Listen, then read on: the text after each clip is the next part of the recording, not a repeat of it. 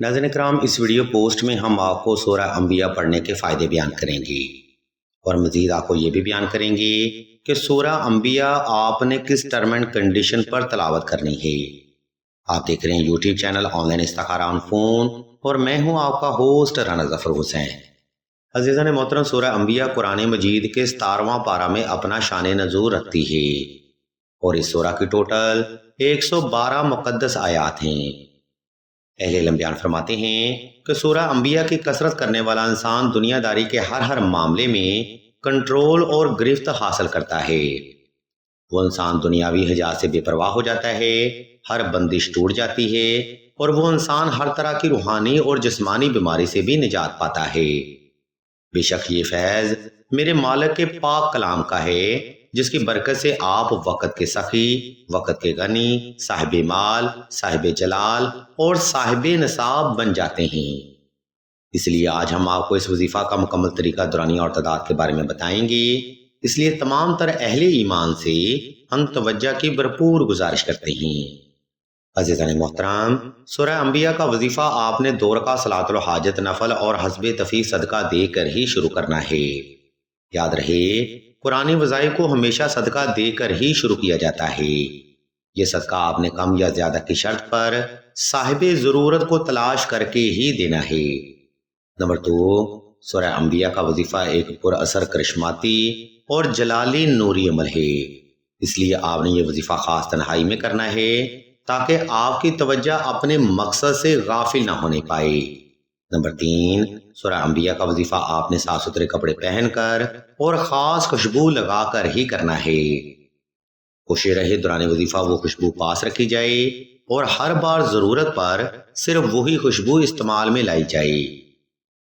یہ خوشبو خاص طور پر شادی شدہ بہنوں کے لیے بھی بے حد اثردار روحانی عمل ہے۔ اس کی برکت سے آپ اپنے شوہر اور محبوب کو نہ صرف اپنی طرف اٹریکٹ کر سکتے ہیں بلکہ اس کی توجہ بھی حاصل کر سکتے ہیں۔ مزید یہ خوشبو کسی جانے والے کو آپ کی طرف واپس لانے میں بھی اپنا اہم کردار ادا کرتی ہے۔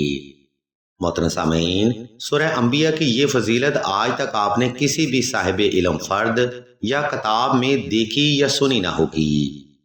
اب ہم ویڈیو کے دوسرا حصہ کی جانب بڑھتے ہیں اور آپ کو اس وظیفہ کا مکمل طریقہ دورانیہ اور تعداد کے بارے میں بتاتے ہیں۔ ویڈیو کا یہ حصہ بڑا اہم ہے، اس لیے ذرا توجہ رکھیے گا۔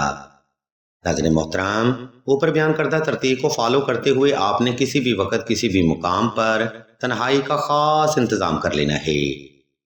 اس کے بعد آپ نے نوافل ادا کر کے جائے نماز پر آلتی پالتی کی حالت میں بیٹھ جانا ہے اور سورہ انبیاء پاس رکھ لینی ہے۔ اس مقام پر کوشش کریں کہ چند ایک سیکنڈ وقفہ لازمی کیا جائے تاکہ آپ کا وجود اور دل کی دھڑکن نارمل ہو سکے۔ جب آپ پرسکون اور ریلیکس ہو جائیں تب آپ نے بسم اللہ شریف سے سورہ انبیاء کی تلاوت شروع کرنی ہے۔ یہ تلاوت آپ نے آہستہ آہستہ پرسکون ہو کر اور دل کی ہر دھڑکن کے ساتھ اپنی جائز حاجت کو تصور کرتے ہوئے دل سے کرنی ہے۔ میں پھر سے دہرا دیتا ہوں کہ سورہ انبیاء کی تلاوت کرتے ہوئے آپ نے ہر لفظ پر اپنی جائز حاجت کو تصور میں رکھنا ہے۔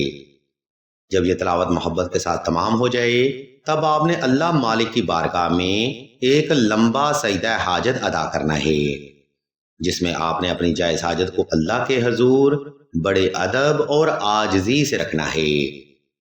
عزیزان محترم، یہ سورہ انبیاء پڑھنے کا وہ طریقہ ہے جو کہ سلسلہ کے بزرگ صدیوں سے کرتے آئے ہیں، جس کی برکت سے اللہ کی رحمت حاصل ہوتی ہے، ہر تکلیف، آزمائش اور مصیبت ختم ہوتی ہے، ہر حاجت کی تکمیل ہوتی ہے اور اللہ کی ذات آپ کو پارسائی کے منصب پر قائم کرتے ہیں۔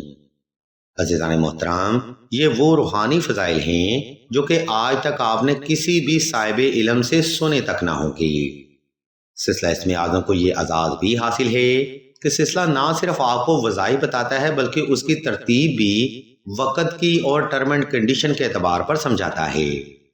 اگر آپ وظیفہ کے بارے میں کوئی سوال کرنا چاہتے ہوں یا کوئی روحانی مسئلہ ڈسکس کرنا چاہتے ہوں تو آپ سعیدہ سے رابطہ کر سکتے ہیں۔ عزیزان محترم، سلسلہ کے تمام روحانی اور قرآنی وظائف تجریب شدہ ہوتے ہیں، لہٰذا ان عملیات اور قرآنی وظائف کو صرف جائز حاجے کی تکمیل کے لیے ہی اختیار کیا جائے۔ ویڈیو کے آخری حصہ میں ہم آپ کو بتاتے چلیں کہ سلسلہ اسم اعظم نے دعائے خاص کا روحانی پروگرام بھی شروع کیا ہے۔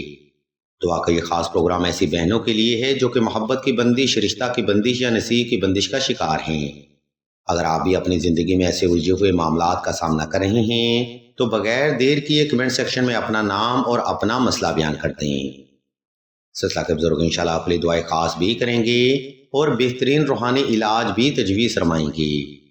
ہم بھی اللہ کے حضور دعا کرتے ہیں کہ تمام مسلمانوں کو اپنے حفظ و ایمان میں رکھیں اور تمام مسلمانوں کے تمام نیک اور جائز حاجات کو صدقہ محمد و آل محمد کی نسبت سے جلد پورا فرمائیں۔